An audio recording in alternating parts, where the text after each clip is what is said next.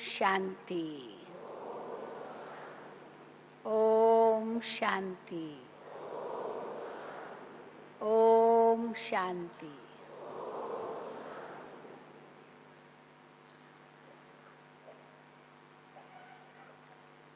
अगर हम दुनिया में चारों ओर नजर घुमाएं तो हमें दो प्रकार के लोग मिलेंगे। एक वो लोग हैं जो विकारों में इतने लिप्त हैं, संसार में इतने फंसे हुए हैं, काम, क्रोध, लोभ, मोह, अहंकार, ईर्ष्या, द्वेष, नफरत, वैर, दुश्मनी, हेराफेरी, बेईमानी, चुगली, न जाने क्या क्या कर्म जीवन में कर रहे हैं। धन बटोरने के पीछे ही अपना श्वास संकल्प शक्ति लगा रहे हैं और परिणाम स्वरूप दुख, अशांति, कष्ट, पीड़ा, रोग, कई प्रकार के तनाव सबसे ग्रसित है।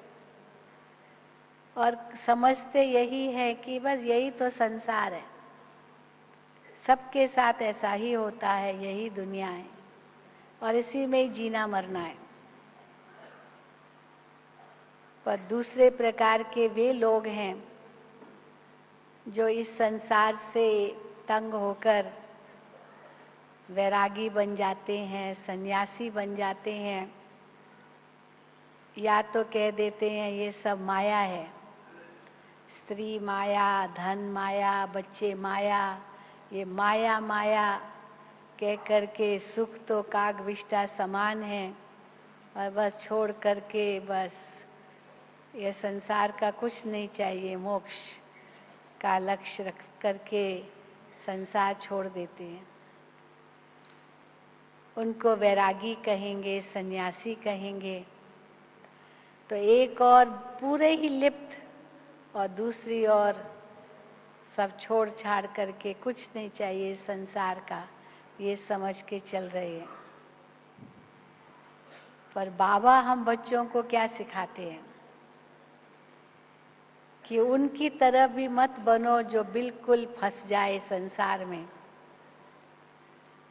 और उनकी तरह भी मत बनो जो सब छोड़ करके ऐसे वैरागी हो जाए, सब माया समझ ले। लेकिन बाबा ने हमें मध्य मार्ग सिखाया है। छोड़ो कुछ भी नहीं, फंसो कहीं भी नहीं।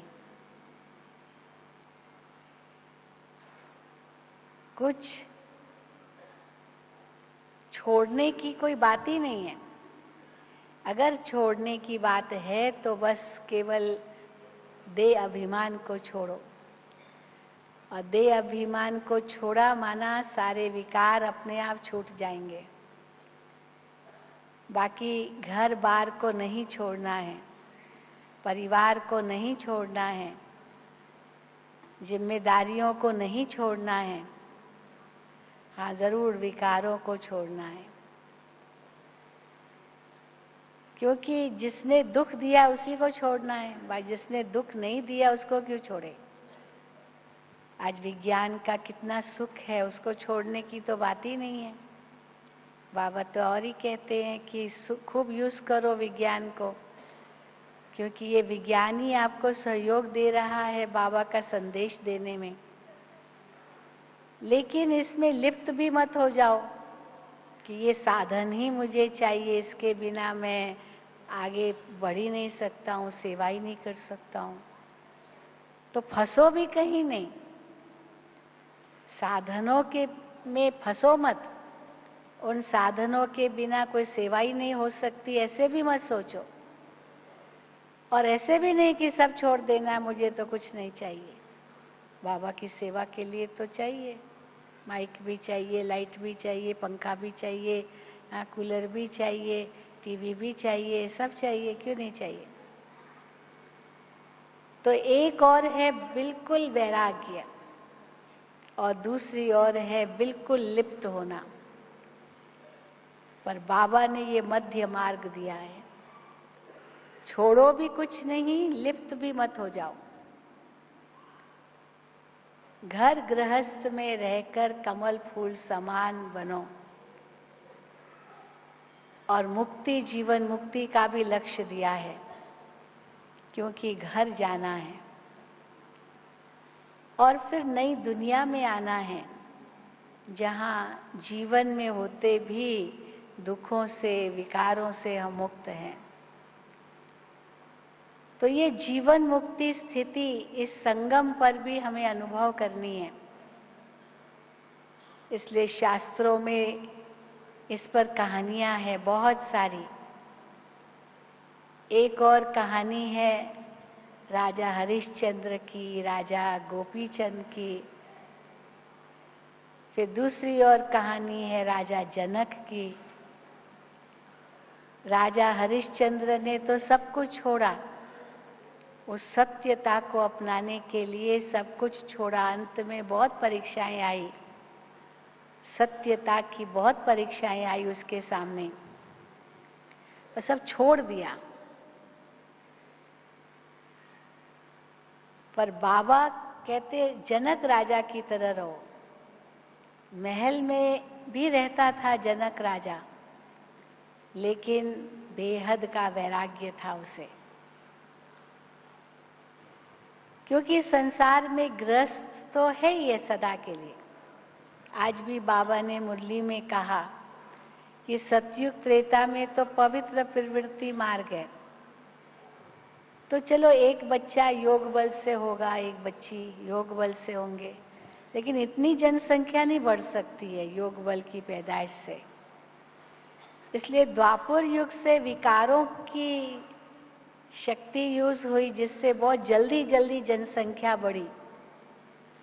कई लोग कहते अगर वो स्वर्ग की दुनिया थी तो फिर नर्क क्यों आया? स्वर्ग ही रहता ना, हमेशा हमेशा स्वर्ग ही रहना चाहिए। अगर ये भगवान की दुनिया तो नर्क क्यों बना? सदा ही सतयुग रहे, सदा ही स्वर्ग रहे, नर्क क्यों आएगा? क्यों आना चाहिए? तो आज बाबा ने मुरली में कहा इतनी जो अथाह करोड़ों आत्माएं परम धाम में हैं, उनको भी तो आना है ना सृष्टि पर। अब उनको सृष्टि पर आना है तो भोग बल की रचना भी चाहिए, तभी तो इतना जल्दी जल्दी वृद्धि होगी संसार की। अगर सतयुग त्रेता के हिसाब से वृद्धि होती तो इतनी करोड़ों की वृद्धि एक साथ नहीं हो सकती है। तो भोग बल से जल्दी वृद्धि हो सकती है और इतनी आत्माओं को आना है। तो इसलिए वो भी ड्रामा का एक खेल है कि योग बल भी है, फिर भोग बल भी है। तो इसको खेल देखते हैं और उस रूप से सारा ये चक्र चला है, ये खेल चला है। लेकिन अभी हम संगम पर हैं। अभी न कोई योग बल की रचना हमें रचनी है, चाहे कोई कहे मैं तो योग बल से रचना रचूंगा, अभी वो भी नहीं होना है। और न भोग बल की रचना चाहिए, कुछ नए नए को जन्म देने की जरूरत ही नहीं है। अभी तो सब खत्म होना है। अभी बाबा कहते हैं इसकी वृद्धि करनी नहीं है। तो जब समय ऐसा आ गया है तो फिर बाबा कहते छोड़ना भी कुछ नहीं है, फंसना भी कहीं नहीं है, रहना भी साथ में है, निभाना भी है, क्योंकि हिसाब किताब तो चुकतू करना ही है ना। अगर हिसाब किताब नहीं चुकतू किए, ऐसे ही चले गए कहीं छोड़ करके, तो वो हिसाब किताब वापस खींचेंगे, खींचेंगे, जरूर खींचेंगे, क्योंकि पूरे हुए ही नहीं है। जैसे कोई जबरदस्ती शरीर छोड़ता है, सुसाइड करता है, अभी आत्मा को नया चोला तैयार ही नहीं हुआ है, तो आत्मा तो भटकेगी, चोला तैयार हुआ ही नहीं है। सतयुग में भी स्व इच्छा से शरीर छोड़ते हैं। सुसाइड करना भी जैसे स्व इच्छा है, मुझे मरना है, मुझे जीना नहीं है, स्व इच्छा ही है। लेकिन सतयुग में शरीर छोड़ते हैं योग बल की शक्ति से, आत्मा समझकर भाई पुराना चोला हो गया, अब शरीर छोड़ना है। नया चोला उनको दिखाई देता है, अगला जन्म क्या बनूंगा दिखाई देता है, साक्षात्कार होता है, इसलिए खुशी खुशी शरीर छोड़ते हैं। कलयुग में भी वैराग आता है, जो सुसाइड करते वैराग ही आ गया ना उनको, बस मुझे जीना ही नहीं है, संसार में जीना ही नहीं है, बस मरना है मरना है। कई लोग सुसाइडल प्रोन हो जाते हैं, बिल्कुल बस सारा दे गए मुझे मरना है मुझे मरना है। वो संभाल रखनी होती है उन लोगों की, क्योंकि कभी भी कुछ कर सकते हैं। डिप्रेशन के पेशेंट्स आजकल बहुत बढ़ते जा रहे हैं, तो जो डिप्रेशन के पेशेंट्स है और उनके अंदर में आता है बस मरना है, तो वो कभी भी कुछ कर सकते हैं, इसीलिए उनको कभी अकेले नहीं छोड़ना होता है। आजकल डॉक्टर्स भी कहते हैं उनको अकेले मत छोड़ो, डिप्रेशन के पेशेंट्स को, कुछ भी कर लेंगे। उनको भी अंदर से वैराग आता है, कई प्रकार के वैराग है। बीमारी आ गई तो भी वैराग आता है, बस कुछ खाने को मन नहीं कर रहा है, कहीं जाने को मन नहीं कर रहा है, किसी से बात करने को मन नहीं कर रहा है, कुछ नहीं चाहिए कुछ नहीं चाहिए, वैराग आ गया। पर हमारा वो प्रकार का भी वैराग्य नहीं है, पर यह है बेहद का वैराग्य, जिसके लिए बाबा कहते हैं इन आंखों में, एक आंख में रखो मुक्ति, दूसरी आंख में रखो जीवन मुक्ति, और इस दुनिया को देखते हुए भी नहीं देखो, छोड़ो भी कुछ नहीं। तो मुक्ति में जाना है, फिर नई दुनिया में आना है, बस यही आंखों के सामने घूमता रहे। तो अगर आंखों के सामने वही मुक्ति और जीवन मुक्ति है, तो ये दुनिया देखते हुए भी नहीं देखेंगे। और ये निश्चय हो कि जाना है घर, तब तक हमें यहां रहना है, और यहां जो परमात्मा ने मुझे कार्य दिया है वो करना है, बाबा की श्रीमत पर चलना है, बाकी कुछ नहीं चाहिए। कुछ नहीं चाहिए का मतलब ये नहीं कि हम आराम नहीं करेंगे या हम शरीर को का ध्यान नहीं रखेंगे, ऐसी बात भी नहीं है। आराम भी करेंगे, शरीर का ध्यान भी रखेंगे, सही खुराक भी चाहिए, ध्यान तो रखना है। अगर बीमार पड़ गए तो सेवा कैसे करेंगे, तो ध्यान भी रखना है ताकि बीमार भी ना पड़े, नहीं तो सेवा लेनी पड़ेगी देने की बजाय।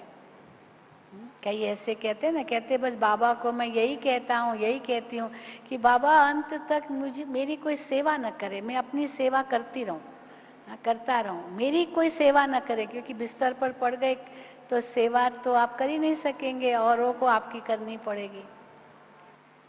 तो बाबा कहते हैं कि तन को भी ठीक संभालना है, सही खुराक खानी है, ध्यान देना है, तो वो भी करना है, भले करो। तन स्वस्थ होगा तो आप ठीक योग भी लगा सकेंगे, नहीं तो तन खींचता रहेगा। इसीलिए उसको छोड़ने की बात नहीं है। और ही बाबा कहते हैं ये कीमती शरीर है, ये एक अंतिम जन्म में तुम इस शरीर में रहकर बहुत तपस्या कर सकते हो। अगर शरीर छूट गया फिर जाके नया बच्चा बनेंगे, छोटा बच्चा बनेंगे, फिर क्या पुरुषार्थ करेंगे, इसमें कम से कम पुरुषार्थ तो कर सकते हो। इसलिए तन की संभाल रखो, पर तन में मोह मत रखो। जो आज भी बाबा ने कहा, देह अभिमान में मत आओ। कई कहते बाबा धारणा नहीं होती, बाबा हाँ ये योग नहीं लगता, बाबा ये नहीं होता, क्योंकि देह अभिमान है। आज बाबा ने साफ कहा,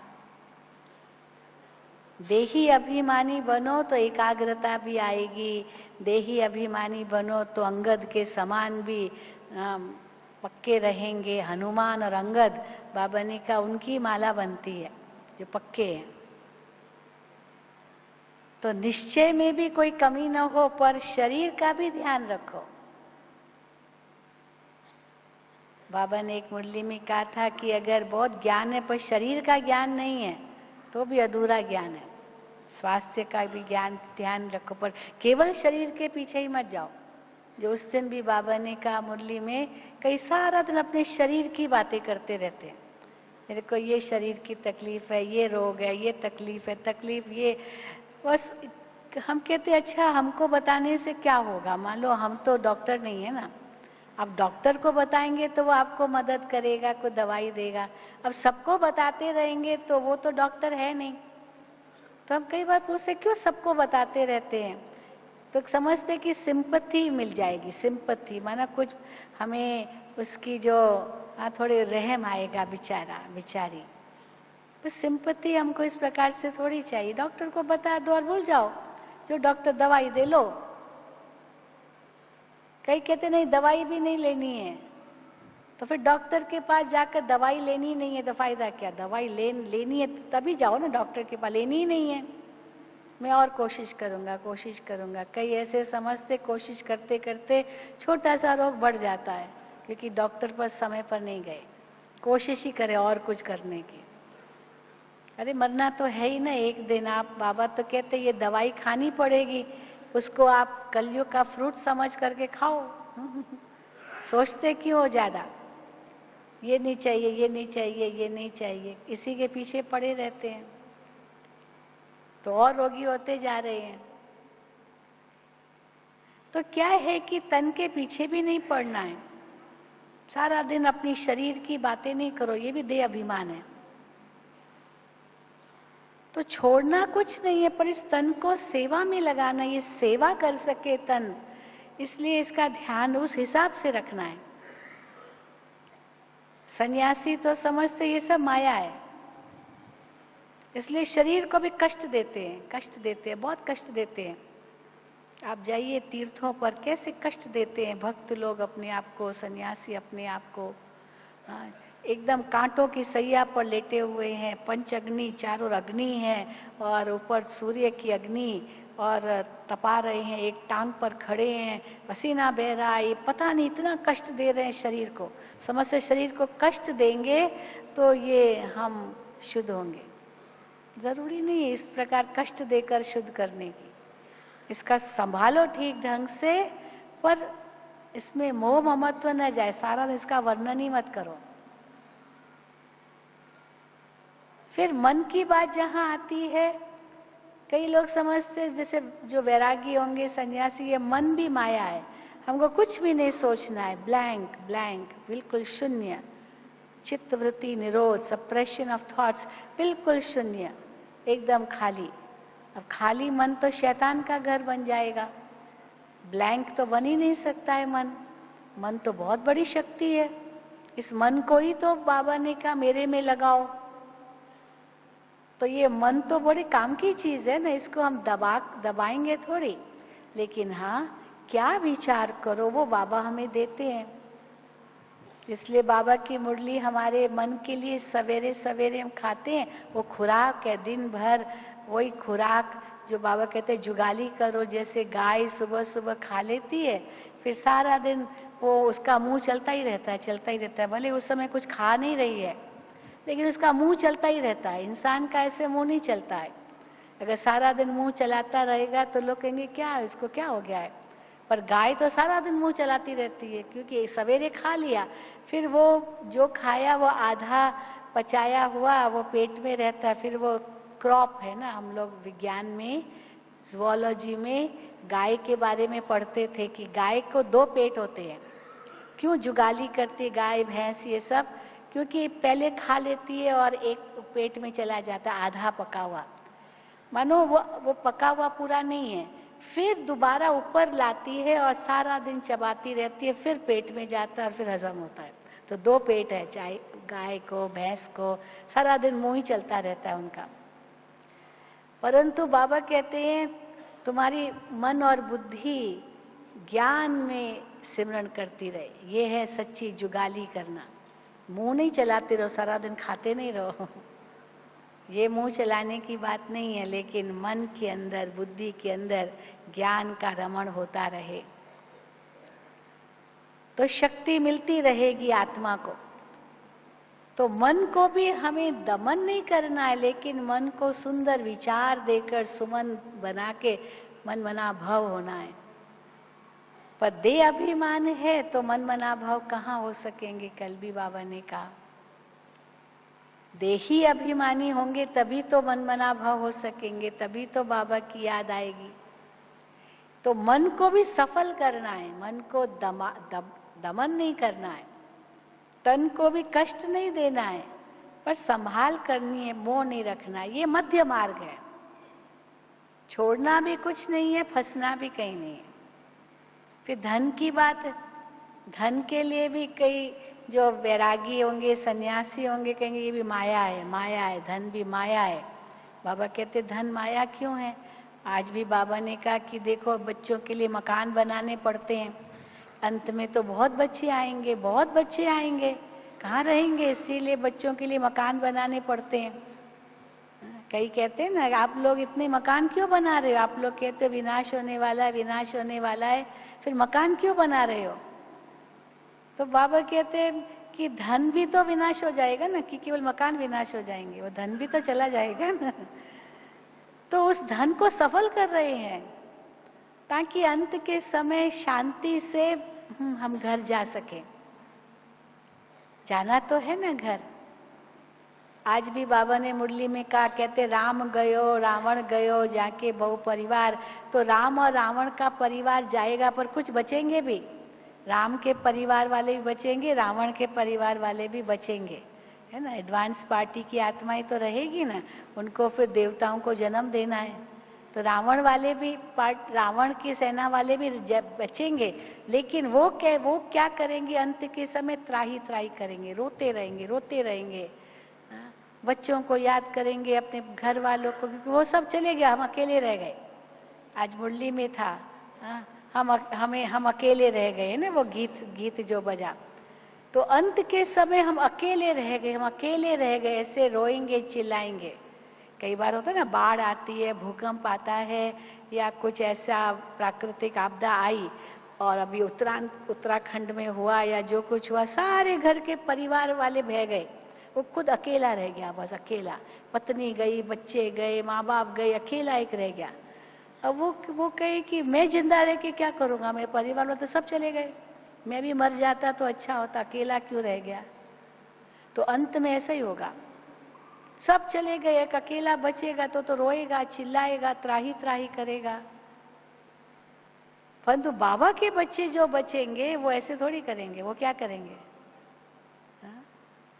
विनाश आंखों से देखना है, हिम्मत है देखने की? जो समझते मुझे हिम्मत है आंखों से विनाश देखने की, हाथ उठाओ। अच्छा, इतनी शक्ति है, इतनी ताकत है, सब देखना चाहेंगे। पर आज तो बाबा ने कहा कि कोई ऑपरेशन होता है तो वहीं हार्ट फेल हो जाते हैं, वही वो देख नहीं सकेंगे। डॉक्टर्स लोग तो ऑपरेशन करते, पर ऑपरेशन थिएटर में ऐसे किसी को अंदर आने नहीं देते, क्योंकि वो काट पीट चीर फाड़ करते हैं, तो खून भी निकलेगा, पस भी निकलेगा। कई बार तो हड्डी को तो कैसे काटते हैं, जैसे लकड़ी को, लोहे को काटते हैं ना, वैसे हड्डी को काटते हैं। हाँ, ये जो नी रिप्लेसमेंट करते हैं वो ऐसे ही करते हैं, ऐसे काटते हैं ना, कारपेंटर कैसे लकड़ी काटते हैं वैसे ही ये हड्डी को भी काटते हैं। अब जिसके अंदर ताकत नहीं है देखने की, वो तो वही है, बेहोश हो जाएगा। तो अंत में सब देख सकेंगे, हाँ?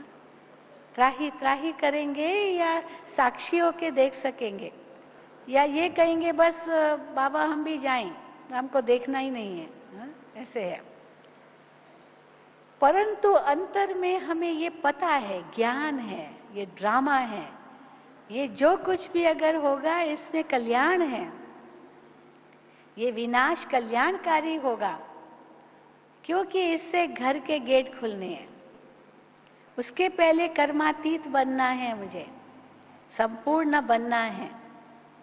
कर्मातीत पहले बनेंगे, फिर संपूर्ण बनेंगे। कर्मातीत का मतलब ये नहीं कि कर्म छूट गए, लेकिन कर्म का बंधन छूट गया। कर्म कर रहे हैं पर कर्म में फंसे हुए नहीं है, किया और न्यारा हो गए, किया और न्यारा हो गए। जैसे कछुआ कैसे होता है, चला फिर हाथ पैर अंदर ले लिए, फिर चला, फिर हाथ पैर अंदर ले लिए। कछुए की उम्र बहुत बड़ी होती है क्योंकि उनका मेटाबॉलिज्म बहुत स्लो है कछुए का। वो चलेगा, फिर हाथ पैर सिर्फ अंदर ले लेगा, कुछ बीच में सामने आए फिर अंदर ले लेगा। कछुए जो सबसे ज्यादा उम्र किसी भी जीव की है वो कछुए की है, इंसान से भी ज्यादा। 500 साल तक कछुए जीते हैं। देखे हमने, तो देखे, हम कहीं गए थे तो देखा था, कहा ये 500 साल का ये कछुआ। तो क्यों? क्योंकि स्लो प्रोसेस है, पर उनको न्यारा होना आता है। ये आपका हार्ट भी ऐसे ही है, पंप करेगा फिर रुकेगा 1 सेकेंड, फिर करेगा, ये इसी से पल्स चेक करते हैं। क्योंकि वो फेंकता है फिर लेता है, मना फिर शांत होता है। तभी इतना 100 साल तक अगर व्यक्ति जिंदा रहता है तो हार्ट तो 1 सेकेंड भी रुक जाएगा तो खत्म, इसलिए रुकता नहीं है। परंतु उसका मेटाबॉलिज्म इस प्रकार का है, ऐसे ऐसे, हाँ। किया फिर न्यारा हुआ, किया फिर न्यारा हुआ। तो योग भी बाबा कहते हैं कि योग में रहो, फिर योग की स्थिति में आकर फिर कर्म करो, फिर न्यारे हो जाओ, फंसो कहीं नहीं। ये है बेहद की वैराग्य वृत्ति। इसी से कर्मातीत अवस्था होगी, इसी से संपूर्ण बनेंगे, इसी से न्यारे और प्यारे बनेंगे। इसलिए बाबा कहते हैं कई बार या तो एकदम न्यारे बन जाते हैं, मुझे उनसे बात नहीं करनी है, मैं उनके पास नहीं जाऊंगा, मैं ये कुछ नहीं करूंगा, एकदम न्यारे, मेरा कोई मतलब नहीं है उनसे, न्यारे। या तो इतने प्यारे बस छोड़ने को तैयार नहीं। तो बाबा कहते हैं ये भी गलत है, न्यारे भी बनो प्यारे भी बनो। भगवान सबका प्यारा क्यों है? हम कहते ईश्वर को सब प्यार करते क्यों? क्योंकि वो सबसे न्यारा है। अगर वो हमारी तरह फंसा हुआ होता ना तो कभी सबका प्यारा नहीं बनता। पर हम क्यों सबके प्यारे नहीं बन पाते? क्योंकि न्यारा बनना आता नहीं है। तो बाबा हमको वही सिखाते, देही अभिमानी स्थिति माना न्यारा भी और प्यारा भी। देह में आए, देह में से कर्म किया, फिर न्यारे हो गए। तो बेहद की वैराग्य वृत्ति अर्थात ये मध्य मार्ग, क्योंकि इसी के आधार से हम कर्मातीत अवस्था को प्राप्त करेंगे। कर्म के बंधन में नहीं आना है। कर्म किया, हाँ, बंधन में कैसे आते हैं कर्म के? मैंने अच्छा किया या ठीक नहीं किया, पता नहीं लोगों को पसंद आएगा या नहीं आएगा, लोग मेरे बारे में क्या कहेंगे, हाँ, महिमा करेंगे या ग्लानि करेंगे। फिर समझो कोई है ना, कुछ किया, कुछ खाना बनाया, खाना परोस रहे हैं, फिर पूछेंगे अच्छा बनाया ना, अच्छा बनाया ना, खाना अच्छा बनाया है? तो दूसरा व्यक्ति के हाँ अच्छा बना, बोले अच्छा ना भी बनाओ तो भी कहेंगे अच्छा बना। कैसे कहेंगे अच्छा नहीं बनाए? क्यों क्यों पूछ रहा है अच्छा बनाए? प्रशंसा चाहता है कि मैं, तो फिर कहेंगे अच्छा बनाया। किसने बनाया? मैंने बनाया। हाँ मैंने बनाया, तो मैंने बनाया ऐसे बताएंगे कैसे? पहले पूछेंगे। और जिसने बनाया नहीं ना, वो पूछेगा भी नहीं। बनाया है तो पूछते अच्छा बनाया। यानी कहने का भाव है वो प्रशंसा चाहते हैं। भले सबने उनको पहले कहा था कि दादी ऐसे बोलना ऐसे बोलना, पूरा हो गया, खत्म। फिर जब मधुबन में आई तो दादी से हमने पूछा पर्सनली, दादी वो यूनाइटेड नेशंस में जो आपने भाषण किया वो दादी कैसा था?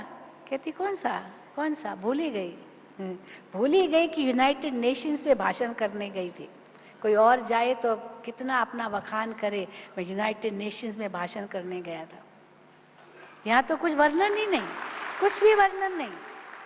तो हमने बहुत सीखा उस समय दादी से कि इसलिए दादी कहती है जो याद करना ही नहीं है तो क्यों हम याद करें, भूल जाओ। कभी याद नहीं करेगी, ये सेवा हुई, ये सेवा। अब तो कितना वर्णन करते, हमने ये सेवा की, ये की, ये की, ये की। कई लोग आएंगे, सेवा करके आए, सेंटर पर आए, किसी ने मानो पूछा नहीं तो नाराज हो जाएंगे। इतनी सेवा में करके आया, किसी ने मुझे पानी का ग्लास भी नहीं पूछा, भोजन के लिए भी नहीं पूछा, मैं भूखा रह गया, प्यासा रह गया। अरे भूखे प्यासे क्यों रहे, तुम ले लेते ना पानी, कोई पूछेगा कि आप खुद ले लो, मना थोड़ी। आप भी तो इस बाबा के ही बच्चे हो, क्यों नहीं पानी पी सकते हो? चलो भूख लगी है बोलो, अब दूसरे तो बिजी हैं, वो उनको भी क्या पता कि आप क्या सेवा करके आए। मैंने इतनी सेवा की और किसी को पता ही नहीं चला। अरे की तो अपना भाग्य बनाया। अब ऐसा व्यक्ति कभी कर्मातीत अवस्था को प्राप्त कर ही नहीं सकता है। पर किया, जिसको कहते हैं नेकी कर दरिया में डाल, फिर याद भी ना आए, 1 सेकंड में भूल जाओ। और जो याद करने की बातें कभी नहीं भूलो, कभी नहीं भूलो। हमें कोई कार्य मिला और फिर 1 घंटे के बाद मेरे से पूछा गया कि ये किया, अरे मैं तो भूल ही गया। अरे भाई क्यों भूल गए? इतना इतना इंपॉर्टेंट कार्य था, भूल कैसे गए? अब करना नहीं होगा ना, इच्छा नहीं होगी करने की, तो बहाना क्या बना देगा? भूल गया। अब भूल गया तो कैसे पता चले कि भूला या न भूला, या इच्छा नहीं है? बहाना मिल गया, भूल गया। तो जो भूलना नहीं है वो कभी भी, हाँ, भूलो नहीं। और जिसको याद करने की जरूरत ही नहीं है, याद करो ही नहीं ना। क्यों करते हो याद? ठीक है, भूल गए। दादी को हमने देखा इतनी एज में भी इतनी बातें याद है, बाबा की बातें जो कभी नहीं भूल सकती है। कईयों के साथ मिलना होता है, वो बातें भी दादी याद करेगी। उसको भूल गया पर दादी को वो याद है। उनको इतनी खुशी होती है, दादी आपको ये बात अभी तक याद है। इतनों से मिलती होगी, लेकिन जो बात भूलनी नहीं है वो कभी नहीं भूलेगी। और हम लोग उल्टा है? क्या समस्या है कि नहीं? भूलने की वाली बात भूलते नहीं, और याद करने वाली बात याद आती नहीं है। ऐसे तो कर्मातीत कैसे बनेंगे? कर्मातीत बनने के लिए जिस समय जो बात की आवश्यकता है वो ही मन में आए, वही बुद्धि में आए, और बाकी बातें भूल जाए। तो दादी से पूछा, दादी ऐसे कैसे आप करते हो? दादी ने कहा, बस इसकी युक्ति यही है, जो याद करना है वो याद करो, नहीं करना है नहीं करना। ये इसकी युक्ति है। दिमाग को वो ज्यादा मत लगाओ कहीं भी, जहां जिस रास्ते जाना नहीं वहां दिमाग क्यों लगाना। तो बेहद की वैराग्य वृत्ति कोई ऐसे नहीं है, मुझे नहीं चाहिए, मुझे नहीं चाहिए। हाँ, सेवा में लगाओ, मना थोड़ी है। बाबा ने आज भी कहा, सिंपल रहो। बाबा को कई ऐसी अच्छी अच्छी चीजें देते थे। आज की मुरली में था, समझो बाबा को कोई अच्छी अच्छी चीज किसने दी? बड़ा अच्छा स्वेटर खुद बनाया, हाथों से स्वेटर बनाया, और बाबा के पास जाते थे, बाबा ये आप जरूर पहनना। बड़ा फैशनेबल स्वेटर बनाया, या इतनी सुंदर शॉल थी, बड़ी महंगी शॉल, बाबा ये आपको ही पहननी है। तो अब बाबा ने कहा, बच्चे क्यों नहीं, क्यों नहीं। बाबा को उस समय उसने पहना है, बाबा अभी आप ही पहनना, क्योंकि उसने खुद बनाई। अब 2 दिन के बाद वो बहन देखती या भाई देखता है कि जो मैंने बाबा को दिया वो कोई और पहन रहा है, कोई दूसरा व्यक्ति पहन रहा है। तो उसको कहा, ये तुम्हारे पास कहां से आया? कहा, ये तो बाबा ने दिया। अरे ये तो मैंने बाबा को दिया था, आपको कैसे मिल गया? बाबा ने दिया। अब बाबा को दिया तो फिर बाबा से थोड़ी पूछेंगे कि बाबा ये इनको कैसे मिला। किसी व्यक्ति ने पूछ भी लिया बाबा से, थोड़ी वो हिम्मत करके, बाबा बाबा आपको पहनने के लिए दिया था, बाबा इनको क्यों दिया आपने? तो बाबा ने कहा, बच्ची आपने दिया माना स्वाहा। अब बाबा कुछ भी करे, बाबा कुछ भी करे, आपने तो दिया। परंतु उसको आया कि मैंने किया है ना, मैंने किया है। अभी ये व्यक्ति कर्मातीत कैसे बनेगा? जिसको बाबा कहते त्याग का भी त्याग, तब तो त्याग का भाग्य बनेगा ना। तो इसीलिए बेहद का वैराग्य का मतलब कोई हम उसको साधारण रूप में नहीं देखें, कुछ नहीं चाहिए छोड़ो, हाँ छोड़ो, भले छोड़ो तो छूटो, माना फंसो नहीं। मेरा नहीं है, या तो बाबा का समझ करके चलो, बाबा का ही है, हम कहते भी ऐसा बाबा का है। इसीलिए बाबा कहते और कुछ देखते हुए भी मत देखो, सुनते हुए भी मत सुनो। बाबा हम बच्चों को जो बेहद का वैराग्य दिलाते हैं उसका रूप ही दूसरा है। क्योंकि देखते हुए नहीं देखो, अभी आंखें तो है वो तो देखेंगे, आंखें बंद करके तो हम नहीं घूमेंगे। तो इसलिए देख भी रहे हैं पर फिर भी नहीं देख रहे हैं, सुन भी रहे हैं, कान को बंद तो नहीं कर सकते पर फिर भी नहीं सुन रहे, अंदर जाना ही नहीं चाहिए। जो नहीं देखना है, जो नहीं सुनना है। बाकी आप बंद तो नहीं कर सकते, उनको रोक तो नहीं सकते हो, वो बोल रहा है उनको, उनका मुख तो बंद नहीं कर सकते हो। वो कहेगा मैं बोलूंगा, आप कौन होते हो मुझे रोकने वाले, हम रोक तो सकते नहीं। पर हम यहाँ कान बंद कर सकते हैं, नहीं सुनना है। या दो कान मिले, एक कान से सुना, दूसरे कान से निकाल दिया। तो बेहद की वैराग्य वृत्ति तब आएगी जब पहले बुद्धि में यही होगा, मुझे घर जाना है, मुझे घर जाना है। दीदी का बड़ा स्लोगन था, बड़ी दीदी जी ऐसे ही बहुत अंत के दिनों में दीदी का यही स्लोगन था। बड़ी दीदी, मनमोहिनी दीदी, कोई भी बात दीदी के आगे ले जाते थे, दीदी कहती छोड़ो, अब घर जाना है, अब घर जाना है। हर वक्त दीदी के मुख से यही निकलता था। और ब्रह्मा बाबा जब अव्यक्त हुए उसके 6 महीने पहले से बाबा के वाणियों में क्या आता था, बच्चे तुम्हें टावर ऑफ पीस बनना है, तुम्हें टावर ऑफ माइट बनना है, तुम्हें टावर ऑफ प्यूरिटी बनना है, टावर बनना है, टावर बनना है, लाइट हाउस बनना है, ये बनना है, सारे विश्व को प्रकाश देनी है। ये बाबा बहुत कहते थे अंत के दिनों में। तभी तो टावर ऑफ पीस बना। हाँ, बाबा ब्रह्मा बाबा की यादगार जो पांडव भवन में, वो टावर ऑफ पीस है, शांति स्तंभ। तो कैसे बाबा बेहद का वैराग्य दिलाते हैं, जैसे माँ अपने बच्चे को कितना प्यार देती है। जो ज्यादा प्यार करेगा उसके तरफ ही आकर्षित होगा बच्चा। अगर माँ ज्यादा प्यार करेगी तो माँ की तरफ आकर्षित होगा, पिता ज्यादा प्यार करेगा तो पिता की तरफ आकर्षित होगा बच्चा। हाँ? अब भगवान भी हमको अपनी तरफ आकर्षित कर रहे हैं, कितना प्यार दे करके। कैसे प्यार देते हैं, बाबा की मुरली से हमें वो प्यार महसूस होता है, और इसी से वैराग आता है संसार से, क्योंकि बाबा का प्यार हमें मिला। जिसका ज्यादा प्यार मिलेगा उसकी तरफ आकर्षित होंगे, दुनिया का प्यार ज्यादा लगेगा तो वहां आकर्षित होंगे।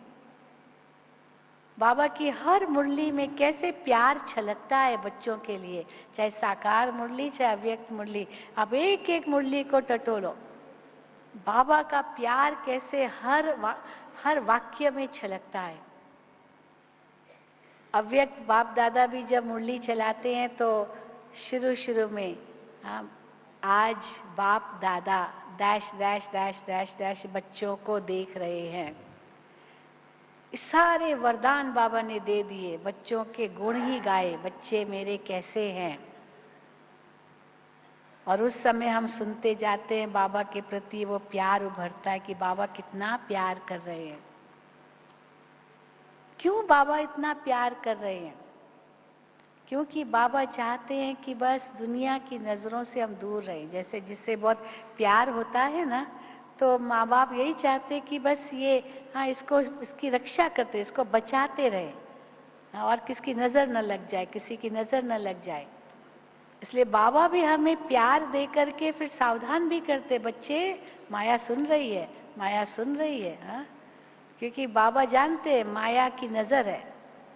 बाबा के बनते तो माया छोड़ेगी नहीं, वो उनके ग्राहक जा रहे हैं, भगवान के बन रहे हैं।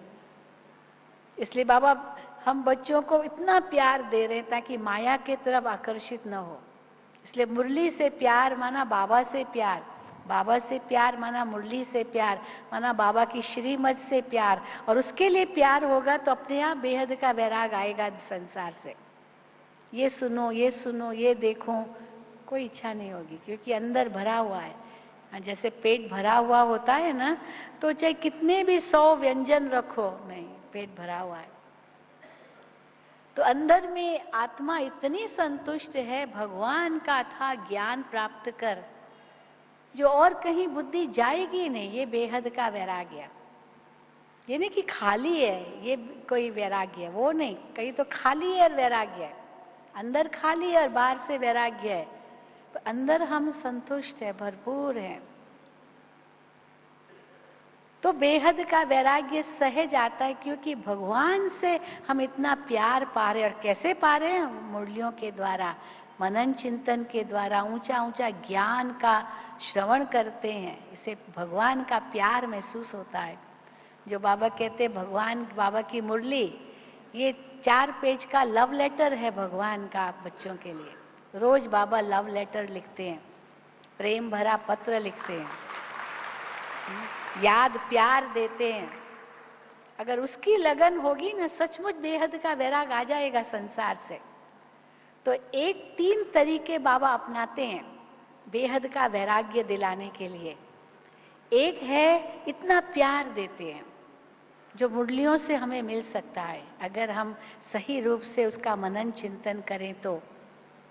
एक एक मुरली की गहराई में जाएं तो। नहीं तो ऊपर ऊपर से पढ़ लिया, कहेंगे बाबा तो वही कहता है, बस मुझे याद करो, बस बस वही तो, एक ही तो बात है बाबा की। नहीं नहीं, हर मुरली में इतनी वैरायटी बातें होती है, एक न मिले दूसरे से। फिर दूसरा तरीका प्यार का कौन सा है, जिससे बेहद का वैराग्य आए? हर मुरली में बाबा हमको वर्षा याद दिलाते हैं। बच्चे, अगर तुम मुझे याद करोगे तो मैं तुम्हें राजाओं का राजा बनाऊंगा, तुम्हें स्वर्ग का अधिकारी बनाऊंगा, तुम्हें विश्व का मालिक बनाऊंगा। ये भी प्यार है भगवान का। लेकिन ये काम करना पड़ेगा, पहले पवित्र बनना पड़ेगा, मुझे याद करना पड़ेगा। जैसे एक माँ होती है ना, समझो माता पिता बच्चे से बहुत प्यार है, तो माँ बाप अपने बच्चों को दूसरे प्रकार का प्यार कैसे दर्शाते? पहले तो दर्शाएंगे, खूब महिमा करें, बच्चे तुम बहुत अच्छे हो, तुम बड़ी लायक हो, तुम बहुत श्रेष्ठ हो, तुम बहुत आज्ञाकारी हो। इन्हीं प्यार दे रहे हैं, ये उनकी महिमा करके प्यार है।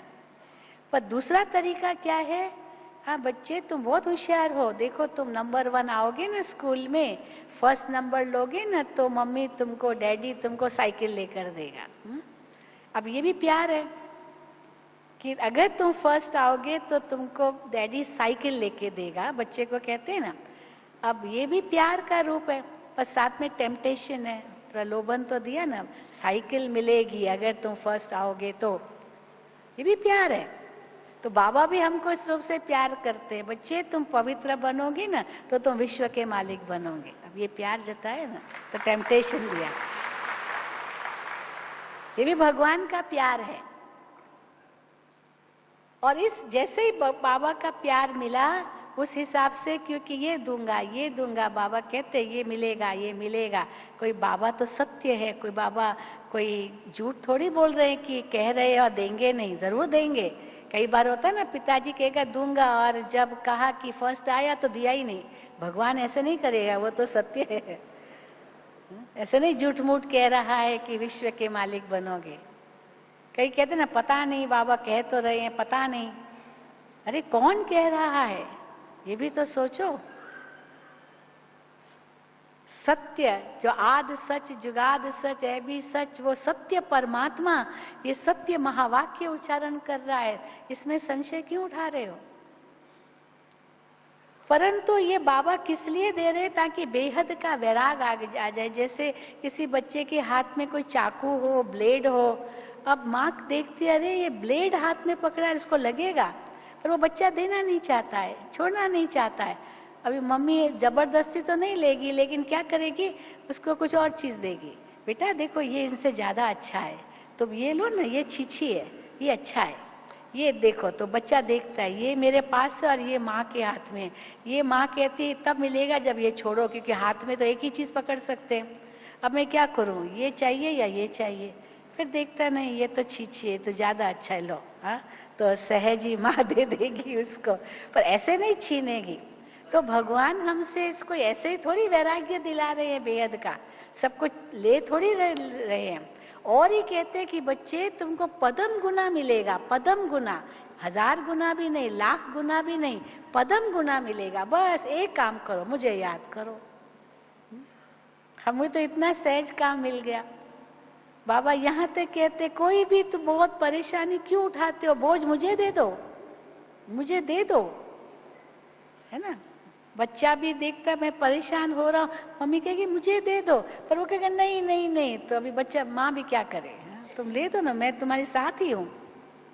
तो बाबा अपना प्यार जताते हैं इस रूप से। पर फिर देखते हैं बाबा कि ये प्यार भी बच्चे समझ नहीं रहे हैं। इतना टेम्पटेशन, बाबा इतना सत्य का वर्णन कर रहे हैं, उसकी भी खुशी इतनी नहीं है, क्योंकि कलयुग का भी पकड़ा हुआ है। मेरा मेरा मेरा मेरा कह रहे हैं, अभी वैराग्य आया नहीं है बेहद का। तो फिर बाबा तीसरा तरीका अपनाते हैं। तीसरा तरीका कौन सा है? तीसरा तरीका बाबा सावधान करते हैं, देखना बच्चे, धर्मराज की सजाएं खानी पड़ेगी। जैसे माँ कहेगी ना, अगर बेटा ये नहीं करोगे तो मार मिलेगी। अभी बच्चा सोचेगा मार खाऊं या ये गलत काम करूं। अच्छा माँ, मम्मी का सुनना है, डैडी का सुनना है, माँ अच्छा ही छोड़ते हैं, क्योंकि डराते भी हैं। हाँ, ये तुमको सजा मिलेगी, तुमको ये मिलेगा। तो भगवान भी, कई कहते भगवान हमको डराते हैं। जब बाबा विनाश की बात करते हैं या धर्मराज की बात करते हैं, सजाओं की बात करते हैं, तो समय आता है कभी मन में, ये बाबा हमको डराता क्यों है? जैसे डराते ना, देखना तुम ये करोगे ना, देखना देखना ये होगा। अब भगवान भी तो हमको यही कहते हैं, धर्मराज की सजाएं खाओगे। तो कई कहते हैं डराते हैं बाबा, हम बाबा कहते हैं डराते नहीं हैं, लेकिन ये आपको समझ दे रहे हैं। जैसे कर्म की गति बताई जाती है, अगर किसी ने कोई गलत कर्म किया है और उसको सजा देने से पहले वो जज पूरा स्टेटमेंट पढ़ता है, सारा, भले 1000 पेज की स्टेटमेंट क्यों ना हो, वो पढ़ता है कि ये तुमने भूलें की, ये भूलें की, ये भूलें की, वो सारी भूलें उसकी वर्णन होती है। और फिर अंत में सजा एक वाक्य की होती है, अब उसको उम्र कैद मिलेगी, क्योंकि उसका वो जो कर्म किया वो कर्म सारा उसका बताया जाता है, सब पोल खोले जाते हैं उसकी स्टेटमेंट में। और सजा एक वाक्य की है, अब उसको 20 साल की सजा, उसको उम्र कैद, उसको फांसी, मतलब वो तो एक ही लाइन होती है ना। पर उसके पहले जो भूले कि वो बताएंगे तो ऐसे थोड़ी सजा देंगे। तो भगवान भी हम बच्चों को कहते, बच्चे अगर तुम मुझे याद नहीं करेंगे, ये भूले करेंगे, ये करेंगे, ये करेंगे, हाँ जो मैं कहता वो नहीं करेंगे, तो सजाएं खानी पड़ेगी। पर ये बाबा हम बच्चों को, ये बाबा बच्चों के प्रति प्यार जताते हैं और फिर कहते हैं बच्चे मैं तो सजा नहीं देता हूं, वो राइट हैंड धर्मराज देता है। वहां तो जज खुद बोलता है, यहाँ तो भगवान कहता है, भगवान सजा नहीं देता है, धर्मराज देगा सजा। जैसे राष्ट्रपति सजा नहीं देगा, वो सुप्रीम जस्टिस देगा। पर अगर वो प्लीड करता है मर्सी के लिए, तो अंत में प्रेसिडेंट के पास वो बात जाएगी है, सुप्रीम कोर्ट से भी, तो प्रेसिडेंट को डिसाइड करना है। तो भगवान कहता है मैं किसी के कर्म में नहीं आता हूं, ये धर्मराज का रूप है। परंतु बाबा वार्निंग तो देंगे ना, ये भी भगवान का प्यार है, भगवान किसी को दुख नहीं दे सकता है। अंत में भी जो विनाश होगा, इसमें इसके लिए कोई एक व्यक्ति थोड़ी निमित्त बनेगा, या शंकर कोई एक होगा जो विनाश करेगा। सारा पाप, सारा दुख, जो पाप, वो जो दुख होगा अंत में, वो सारा उसका पाप शंकर को लग जाएगा, अगर वो होगा, अगर वो विनाश करेगा तो। पर ये सब ड्रामा में निश्चित है, कैसे विनाश होगा, कैसे धर्मराज की सजाएं मिलेगी। परंतु सावधान करना ये भगवान का काम है, ये भी भगवान अपना प्यार जताता है। जैसे अभी बारिश आने वाली है, तो उनकी ड्यूटी है, मीटेरोलॉजिकल डिपार्टमेंट बताएगा कि आज बारिश आएगी, आज धूप निकलेगी, वो पहले से ही वेदर फोरकास्ट करते हैं। आज तूफान आने वाला है, कोई भी मछुआरे सागर में नहीं जाए। अब कोई कहेगा ये तो ऐसे ही बोलते रहते हैं, डराते रहते हैं, तो क्या होगा, जाएगा तो क्या होगा? भाई सब कह रहे हैं तो उस अनुसार चलो। कहते नहीं नहीं, ये तो कहते ही रहते हैं, जो कहते वो होता नहीं है। अब एक दिन आएगा, है ना, शेर आया शेर आया शेर आया, शेर तो आता नहीं, तो आएगा एक दिन, पता भी नहीं चलेगा। कहीं कहते बाबा तो बार बार कहते विनाश होगा विनाश होगा, डेट तो बताते नहीं है, तो हम माने क्यों? अरे भगवान डेट नहीं बताएगा, अंत तक नहीं बताएगा, ये भी समझ लो, लेकिन तैयारी हमें पूरी करनी है। तो ये भगवान हमको इतना प्यार दे करके अपना बना लेते हैं, ताकि बच्चे बाबा का नाम भी बाला करे, अपना भी श्रेष्ठ भाग्य बनाए, संपूर्ण बने और फिर घर चले, क्योंकि घर ले चलने के लिए आया है भगवान। बाबा यहां तक कहते हैं कि कोई भी अन्य मैसेंजर है ही नहीं, केवल भगवान ही मैसेंजर है। वो धर्म पिताएं भी मैसेंजर नहीं है, क्योंकि क्या मैसेज लाते हैं वो तो, और ही उनके पीछे उनकी धर्म की आत्माएं नीचे उतरती है, वापस तो कोई नहीं ले जाता। संदेश मैसेज एक ही होता है, घर चलना है, वही मैसेज होता है। तो भगवान स्वयं आकर के वो मैसेज देते हैं, बच्चे अभी घर चलना है, नई दुनिया में चलना है। तो उसके लिए क्या करो, बेहद का वैराग्य कैसे आएगा? जो बाबा कहते हैं पहले तो अपना भूतकाल मत याद करो, पीछे मत देखो, मैंने ऐसे था ऐसे था ऐसे था, वो भी भूल जाओ, सब भूल जाओ, जरूरत ही नहीं है भूत को याद करने की, बिंदु लगा दो। फिर चलो कोई अपने भूत की बातें याद नहीं करते, चलो ठीक है, अभी वर्तमान में संतुष्ट है, खुश है, भूत को भूल गए, पर साइड में देखते हैं ये क्या कर रहा है, वो क्या कर रहा है, वो क्या कर रहा है, तभी भी बेहद का वैराग्य नहीं आएगा। ये तो ऐसे कर ही नहीं रहा है, मुझे ही करना है क्या, ये बेहद का वैराग्य थोड़ी हुआ। तो बाबा कहते किसी और को भी मत देखो, अपना भी भूत मत देखो, अपने साइड में भी मत देखो, और आगे देखो तो किसको देखो, बस एक बाप दादा को देखो, और वो घर को देखो, नई राजधानी को देखो, बस, और किसी को मत देखो। ये भी भगवान का इतना बड़ा, इतना प्यार है। आज भी बाबा की मुरली में था, सी फादर फॉलो फादर। अब किस फादर को फॉलो करें, किस फादर को देखें?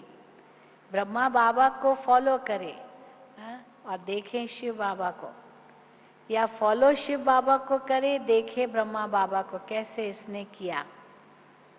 दोनों ही बोल रहे हैं सी फादर फॉलो फादर, क्योंकि शिव बाबा इनके तन में है, अभी भी वही है।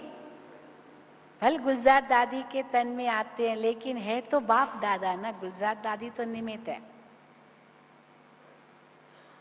परंतु है तो शिव बाबा और ब्रह्मा बाबा। संपूर्ण ब्रह्मा, फरिश्ता ब्रह्मा के द्वारा ही शिव बाबा कह रहे हैं। कई कहते हैं कि साकार में जो मुरलियां चलती है और अव्यक्त में जो मुरलियां चलती है, इतना अंतर क्यों है? अंतर इसलिए है क्योंकि जब ब्रह्मा बाबा साकार में थे तो पुरुषार्थी के रूप में थे, और बच्चों को देखते थे कि बच्चों की स्थिति इतनी ऊंची बनी नहीं है, तो बच्चे कहीं निराश न हो जाए, हम तो ये नहीं कर सकते हैं।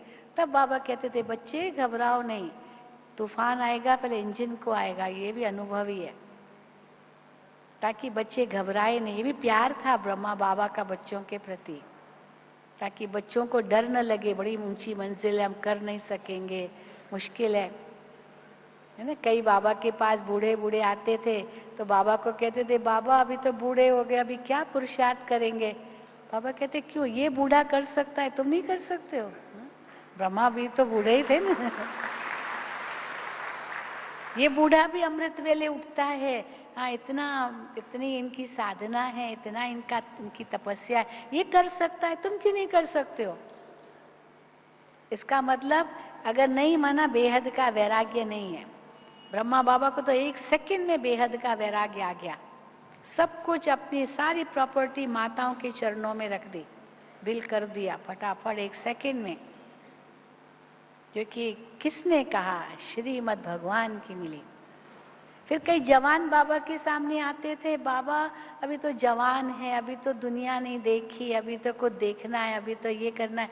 तो बाबा कहते थे मम्मा को देखो, मम्मा जवान थी, कैसे धक से सब त्याग किया, तो मम्मा की तरह नहीं कर सकते हो क्या?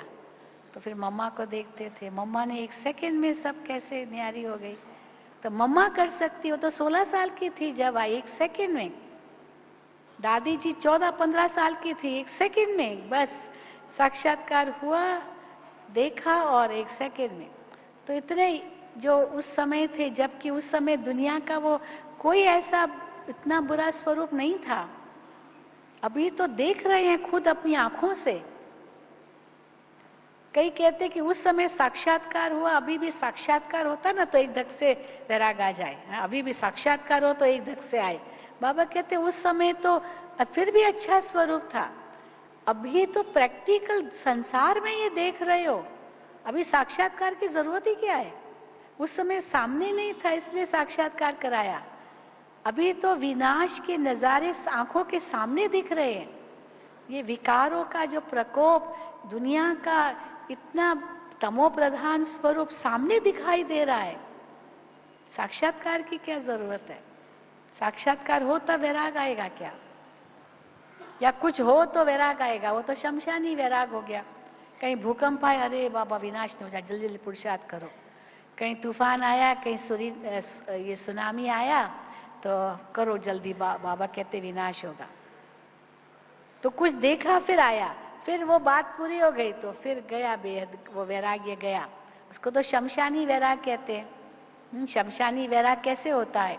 कोई बहुत बड़ा आदमी ने शरीर छोड़ा मानो, अब उसकी अंतिम यात्रा में जा रहे हैं शमशान घाट में उसकी अर्थी को लेकर के।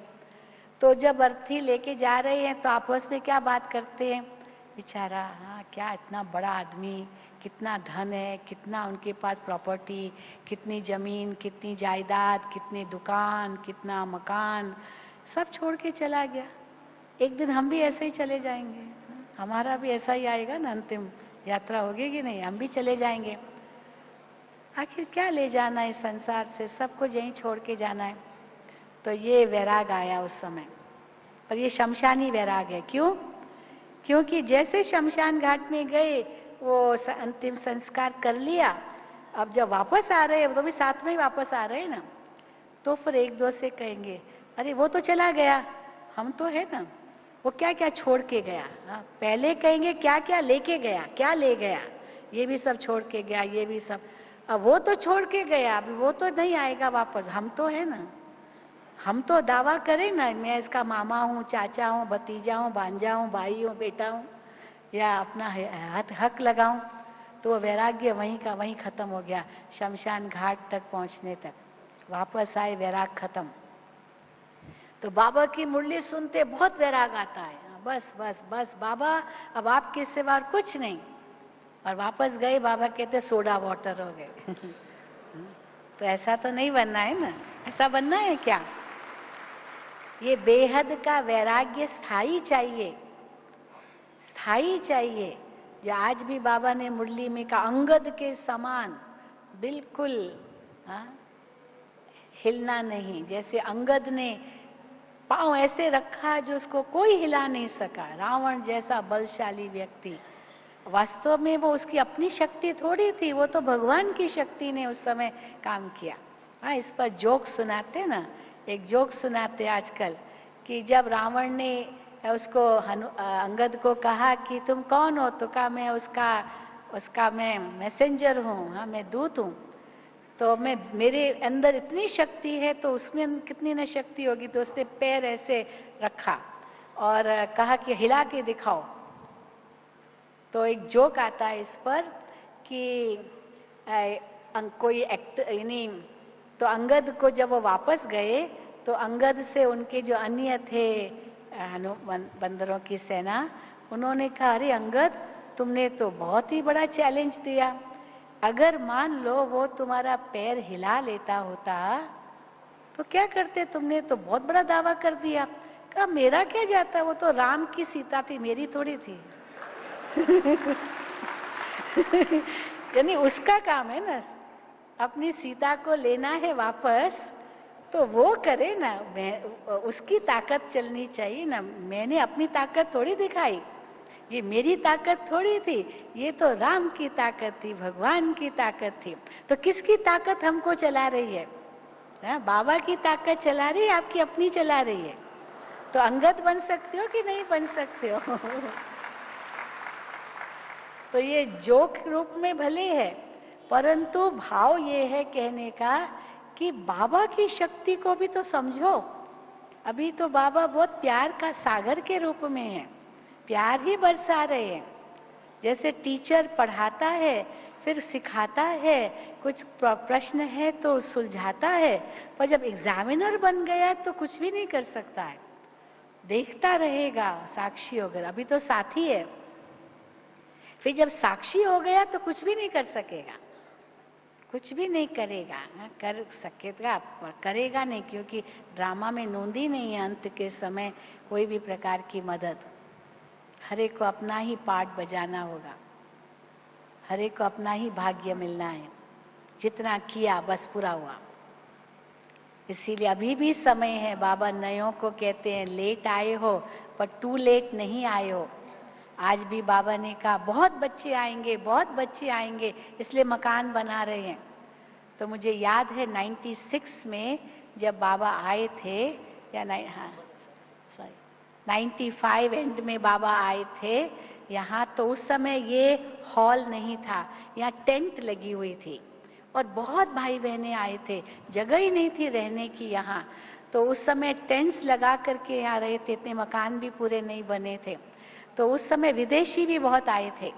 तो बाबा ने उस समय विदेशियों को कहा, अभी तो क्योंकि कई लोग नीचे सोए, पलंग नहीं मिला, क्योंकि अभी इतनी व्यवस्था भी नहीं हुई थी, तो पलंग भी नहीं मिला, तो टेंट में भी नीचे सोए थे, खाली दरी बिछी हुई थी। तो बाबा ने कहा बच्चे अभी तो बहुत आएंगे। और विदेशियों को बाबा ने कहा कि आप लोग जो इतनी बड़ी बड़ी सूटकेस लाते ना, क्योंकि विदेश से आते सूटकेस बड़ी लाते हैं, इतना वजन ला सकते हैं, तो आपको अपनी सूटकेस पर सोना पड़ेगा, क्योंकि पलंग कहाँ से आएंगे इतने, तो आप तैयार हो? तो सब ने कहा हाँ। फिर कहा कि आपको अब तकिए भी कहाँ मिलेंगे, आपको अपना जो बैग लाते उस पर लेटना, वो सिरहाना बनाना पड़ेगा, तैयार हो? कहा हाँ। मैंने सब ने हाँ कर दिया। तो अभी वो समय आ रहा है जब कहाँ इतना समय मिलेगा, लेकिन अब टू लेट फिर भी नहीं है, लेट है।